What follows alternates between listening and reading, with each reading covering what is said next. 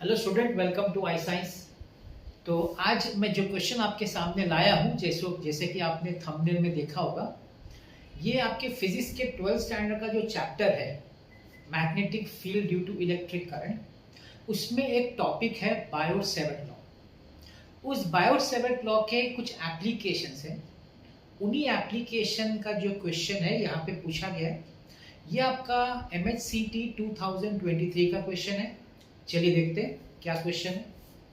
A long thin current carrying wire, तो current, उस wire में करंट आई फ्लो हो रहा है, is bent in the form of a pin. अब उन लोगों ने देखिए डायग्राम दिया हुआ है, तो डायग्राम कुछ ऐसा है, इस तरह का है वायर आपका। पिन पिन बोले, पिन जैसा एक वायर है।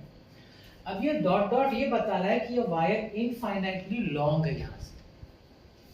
The magnetic field at point O, अब ये पॉइंट ओ जो है आप समझ सकते हैं कि ये पूरे का सेंटर है। अगर ये डायमीटर है सेमी सर्कल का, तो ये उसका सेंटर हो गया। हमको मैग्नेटिक फील्ड वहां पे पता करना है। 4 ऑप्शन दिया गया है और म्यू नॉट, जैसे कि आप जानते हैं, परमिटिविटी ऑफ फ्री स्पेस होता है। अब जब आप इस डायग्राम को देखेंगे तो आप एक बात समझिए कि ये डायग्राम एक्चुअली, इसको हम लोग 3 पार्ट में तोड़ सकते हैं। मैं आपको बताता हूं कौन सा 3 पार्ट होगा। एक पार्ट होगा ये स्ट्रेट वायर, यहां पे इसको आप O समझ लीजिए, ये R समझ लीजिए, जिसमें करंट I है। दूसरा part semi circular arc shape, ये वही पॉइंट O है, ये है आपका रेडियस R और ये करंट I। और तीसरा पार्ट, और ये आपका डेफिनेटली इनफाइनाइटली लॉन्ग है, ये भी इनफाइनाइट लॉन्ग है। सेंटर O या point O, R carrying current I। तो इस वायर को, ये जो पिन शेप वायर है, इसको मैंने आपके लिए 3 पार्ट में तोड़ दिया है। जैसे कि अगर मैं नाम दे दूं यहाँ पर, इसको हम पॉइंट A ले लेते हैं और पॉइंट B। तो ये A है, ये भी A है, ये B है और ये B है। तो एक हम लोग लेते हैं A से लेके right side infinitely long wire. फिर हम दूसरा पार्ट लेते हैं A से B, जो है semi circular part of the wire. और तीसरा पार्ट लेते हैं B से इनफाइनाइटली लॉन्ग। ठीक, अब ये वायर नहीं है, जब ये कंफ्यूजन ना हो तो मैं इसको डॉटेड दिखाता हूँ। ये सिर्फ डिस्टेंस है, डिनोट द डिस्टेंस R। ये वायर नहीं है, it is only the distance R। तो 3 वायर है, A से right side infinitely long, B से राइट साइड इनफाइनाइटली लॉन्ग, और एक सेमी सर्कुलर वायर। हमको पूछा गया है कि इस पॉइंट O पे कितना होगा मैग्नेटिक फील्ड। तो मैग्नेटिक फील्ड जो होगा वो 3 वायर से होगा, 2 स्ट्रेट वायर और एक सेमी सर्कुलर वायर। अब मैं आपको फॉर्मूला याद दिलाना चाहूंगा कि स्ट्रेट वायर और सेमी सर्कुलर वायर का फॉर्मूला क्या है, जो कि बायोट सेवर्ट लॉ का एप्लीकेशन है। तो याद करिए, ट्राई टू रिकलेक्ट, रिमेंबर, कोशिश करिए रिमेंबर करना। मैं आपके लिए डायग्राम बनाता हूं। एक इनफाइनाइटली लॉन्ग स्ट्रेट वायर है। अब सपोज यहां से डिस्टेंस, ये पॉइंट P है, पॉइंट P। मैं आपकी टेक्स्ट बुक का याद दिला रहा हूं। टेक्स्ट बुक में ऐसे लिखा हुआ है डिस्टेंस R, और इसका फॉर्मूला पूछा है कि इनफाइनाइटली लॉन्ग वायर का at a distance R from the wire infinitely long, इसका मैग्नेटिक फील्ड पॉइंट P पे कितना होगा। तो इसके लिए जो फॉर्मूला है, हम लोग ने उसमें डेरिवेशन भी है। वो जो फॉर्मूला है वो है mu not I upon 2 pi R। अब यहाँ कैपिटल R है, तो कैपिटल R, ये टेक्स्ट बुक में, यहाँ पे तो ठीक है स्मॉल r। अब इसमें क्या है ना, इनफाइनाइटली लॉन्ग कैसा है, ऊपर भी है और नीचे भी है, तो इनफाइनाइटली लॉन्ग। अब यहाँ पे आप देखेंगे ना, तो एक ही साइड है, पॉइंट O से एक ही साइड, दूसरी साइड नहीं। जबकि आप P से आप देखेंगे ना, ऊपर भी और नीचे भी है, ये दोनों साइड है, तो इनफाइनाइटली लॉन्ग। अगर हम सिर्फ एक साइड लेंगे तो उसको हम बोलेंगे semi infinite. Please understand, semi का मतलब है कि आप एक ही साइड का वायर ले रहे, जो कि इनफाइनाइट है। डेफिनेटली दोनों साइड है, लेकिन अगर आप एक ही साइड लेंगे ना, जैसे यहाँ पे क्वेश्चन में एक ही साइड, जैसे ए के राइट साइड है तो लेफ्ट साइड नहीं है, एक ही साइड है, तो अगर एक ही साइड लेंगे तो इसका आधा लेना पड़ेगा, तो आधा लेंगे ना तो ये हो जाएगा mu naught I upon 4 pi r. हमको ये फॉर्मूला ये दोनों स्ट्रेट वायर पे अप्लाई करना पड़ेगा, प्लीज अंडरस्टैंड। ये जो फॉर्मूला है 4 पाई आर, इनफाइनाइटली लॉन्ग का 2 पाई आर है, जहां पे इनफाइनाइटली लॉन्ग ऊपर के साइड भी है पी के और नीचे की साइड, दोनों साइड है। और अगर एक ही साइड लेंगे जैसे इस डायग्राम में है तो आपको उसका आधा लेना पड़ेगा, मतलब इनटू हाफ करना पड़ेगा एक ही साइड का, तो वो 4 पाई आर हो जाएगा। ठीक है, तो मैं लिखता हूं इस वायर की वजह से मैं लिखता हूं B1, मैग्नेटिक फील्ड B1, ये हो जाएगा mu naught I upon 4 pi r. Radius r है, मतलब डिस्टेंस आर है, नॉट रेडियस, मतलब डिस्टेंस आर है। यहाँ पे कैपिटल आर आपके टेक्स्ट बुक में, लेकिन यहाँ स्मॉल आर दिया है।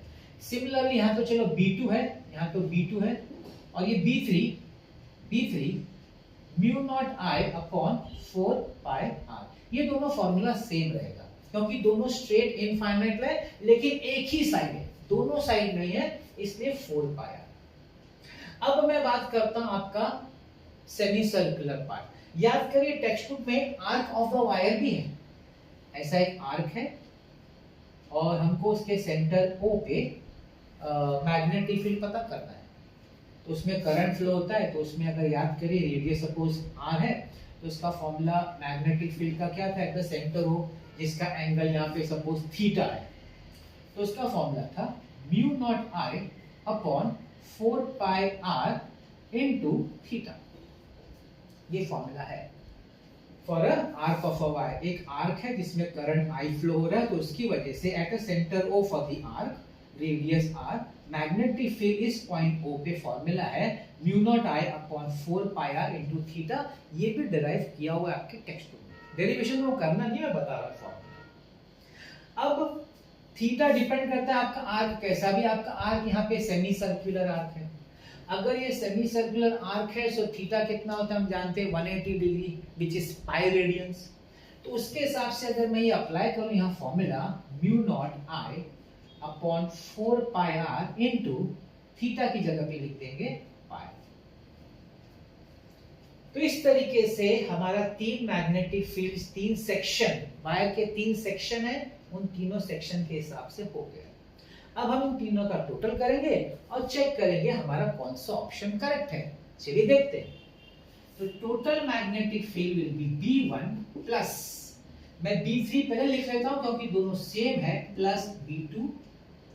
तो B1 mu naught I upon 4 pi r plus mu naught I upon 4 pi r plus mu naught I upon 4 pi r into pi.